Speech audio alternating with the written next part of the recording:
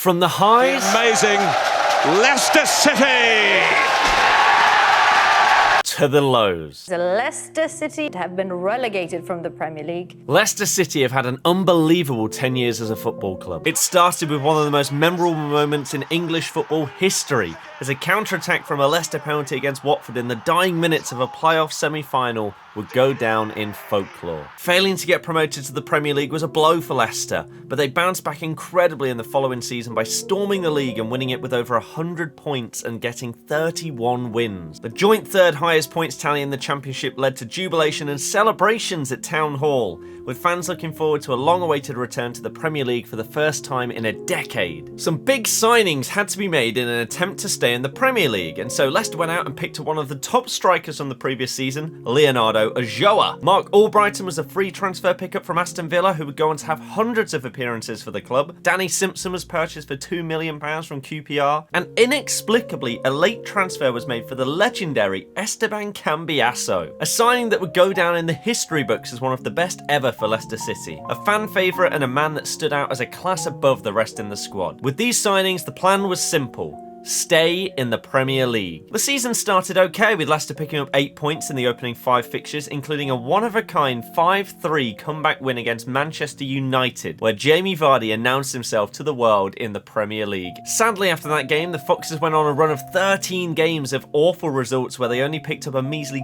2 points, putting them dead last at the foot of the table at Christmas. A few better results followed, and 7 points in 3 games was a greatly needed pickup for Leicester before another string of poor results with no win in 8 matches. The table was looking bleak at this point, and it was going to require a miracle for Leicester to stay up. But as we know with this club, miracles do happen. Win after win after win meant Leicester won 7 out of their last 9 games of the season to stay in the Premier League, ending with a 5-1 win against QPR with a trademark send-off goal for Cambiasso, who was invaluable throughout the recent run of results. The loss of such a player felt like it would potentially be the downfall for Leicester, but something else would happen that summer that would change things even more. Cue the trip to Thailand. Controversy, allegations, chaos at the club that caused 3 players to be let go, including then-manager Nigel Pearson's son. This also led to Pearson leaving due to differences, and left the club with a huge decision to be made to try and build on the previous season, staying in the Premier League. Enter Claudio Ranieri. Scoffed at by many as he was appointed, he wasn't the man anyone wanted or expected for the position, but he was set to change everybody's thoughts about himself and the Foxes for the foreseeable future. 5,000 to 1. The odds of little old Leicester winning the Premier League. It seems not just improbable,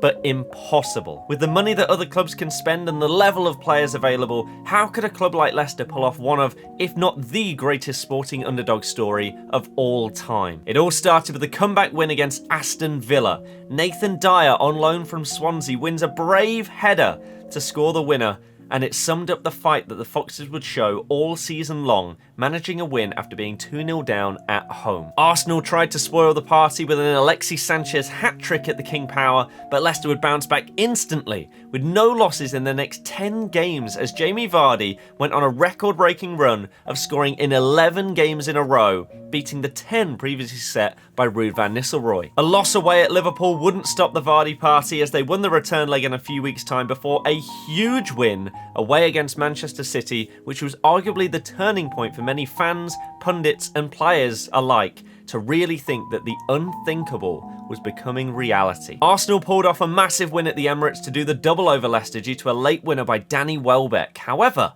they wouldn't be able to capitalise on these results as Leicester would not lose another game that season. The infamous Battle of the Bridge was the crowning moment for Leicester as Eden Hazard scored an incredible goal that sealed the title for the Foxes. A celebration followed where the Leicester fans were serenaded by Bocelli before seeing the Premier League title lifted to cap off a simply unbelievable season. Claudio Ranieri doubted at the beginning, now written into the history books as Vardy, Kante and Mahrez also gained critical acclaim from fans far and wide. Player of the Season and Manager of the Season awards followed in deserved fashion, but the question was, what next for Leicester? Losing N'Golo Kante to Chelsea was going to be a huge loss, but hopefully signings of Ahmed Musa, Islam Slimani and Nampalys Mendy were aiming to build upon the previous season's success. A loss in the Community Shield to Manchester United was not the ideal start to the season, and it continued in this way as Leicester lost their first 4 away games of the season. Many poor results followed in the Premier League, but the Champions League was the dream competition this year. By winning the league, they were placed into pot 1 of the UCL in the following season. A great set of group stage performances resulted in Leicester topping their group, but European monsters Sevilla was set to stop Leicester in their tracks as they picked up a 2-1 win at home in the first leg of the next round. This combined with poor league performances saw Claudio Ranieri end his stay as manager of Leicester in controversial fashion. The second leg is one of the greatest atmosphere the King Power has ever seen as Leicester built a huge comeback, including 2 Kasper Schmeichel penalty saves across the 2 legs to take them through on aggregate to the quarter-finals, with Craig Shakespeare taking up the managerial role. Atletico Madrid were up next, champions by Griezmann and Simeone at the helm. It was always going to be a very tough matchup. An away leg loss at the Vicente Calderón was a tough start to the tie, and Leicester battled incredibly hard in the second leg, picking up a 1-1 draw to make the Foxes unbeaten at home in the Champions League. But it wasn't quite enough to get them through. A valiant effort for the underdogs to make it this far, but a lack of quality signings and poor league form meant it was to no avail. Leicester finished the season in 12th position, the lowest of any title-winning side, and changes needed to be made. What followed was a few years of mediocrity, with Claude Puel coming in to make some playstyle changes to the side, but making some huge signings in Maddison, Tielemans, Ricardo Pereira, and Soyuncu. During Puel's tenure, though, a massive moment occurred. Vichai Siwatanapabra, the chairman of Leicester City, Kevapon Punpare, Nusara Sugnamai, Eric Swaffer, and Isabella Lekovic, the casualties in a heartbreaking helicopter crash, which would shock not only Leicester, but the footballing world. A club owner like no other, integrated with the fans, incredibly generous and kind, and allowed millions of people to know that dreams can come true. A beautiful win at Cardiff in the next fixture, followed by a beautiful gesture with all the players and all the fans and staff, was a great tribute to a great man. Unfortunately, potentially affected by the loss of Vichai, the results and the team were just not quite doing well enough, and Puel ultimately saw his time end at the club after some poor results and the fans turning on his slow style of play with not enough end product. In comes Brendan Rodgers, and the second push of Leicester City to turn into a top side began. Rodgers left Celtic towards the end of the 2019 season controversially to join Leicester, and was backed in the transfer window immediately following his appointment as the Foxes spent big to obtain players like Yuri Tielemans, Ayoze Perez, Dennis Pratt.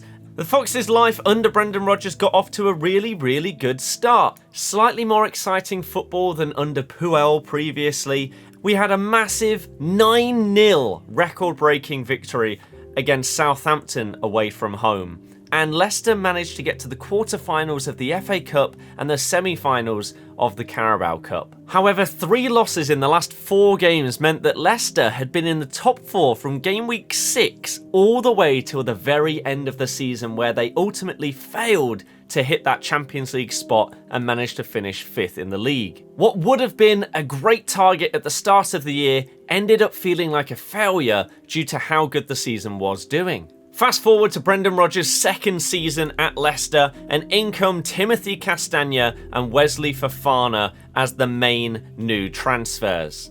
In the Europa League this year, finishing 5th in the year before, it was a really positive season to be a Leicester fan. And the Premier League went incredibly well throughout the entire season. Leicester were in the top 4 for longer than the champions Manchester City. But once again, in the last couple of weeks of the season, they fell out of the top 4. And bottled Champions League football for the second season in a row to finish 5th. This, combined with a disappointing performance in Europe for the Foxes, meant that they got knocked out in the round of 32 by Slavia Prague. However, this was a successful year overall for Leicester due to the FA Cup. This season there were no fans at the games because it was COVID. A cup run of beating Stoke away, Brentford away, Brighton at home, Manchester United at home, and then Southampton in the semi-final before a Tielemans rocket fired in front of fans for the first time that season was a massive winner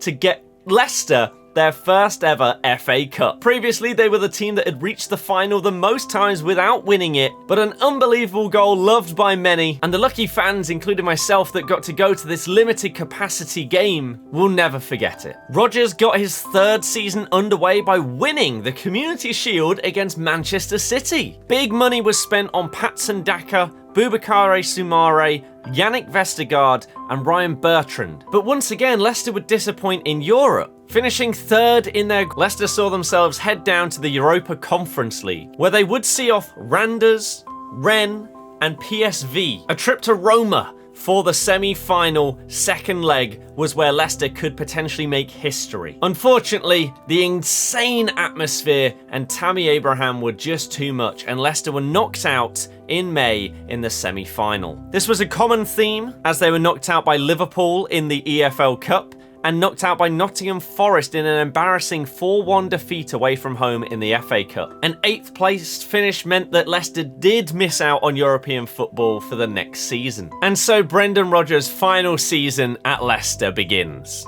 Wout Faes becomes the only outfield signing that Leicester make in the transfer window, whilst losing club icon Kasper Schmeichel and Wesley Fofana in a controversial big money move to Chelsea. With 7 losses in their first 9 games, Leicester were off to a rotter, with many questioning Brendan Rodgers, seemingly having favourites within the club, bizarre team decisions and substitutions, and playing a 4-3-3 system for 6 months whilst Leicester didn't have a right wing at the club. Things seemed to be in chaos mode, and this continued for the whole season, before ultimately Brendan Rodgers did lose his place at Leicester City. He had a hit and miss time at the club, some success, but he did ruin his relationship with the fans by making bizarre comments and decisions with the squad. He seemed to have favourites within the club above him in John Rudkin, and he stayed for too long. Leicester had to appoint someone, and they brought in Dean Smith alongside John Terry and Craig Shakespeare as a coaching team. But it was too little too late for Leicester. It was not enough. And so for the first time in a decade, the Foxes found themselves staring the Championship in its face. We now move to present day. Harvey Barnes has been sold to Newcastle for 40 million. Maddison has been sold to Spurs for 40 million. Enzo Maresca has been brought in from the treble-winning Man City side as one of Pep's first-team coaches to try and guide Leicester back into the Premier League with a brand new play style and a complete overhaul of everything in the club, with Callum Doyle signing on loan and permanent signings of Connor Cody, Harry Winks, Steffi Mavididi and Mats Hermansson. And they started things off with a 2-1 win against their local rivals Coventry, who they haven't played in over 10 years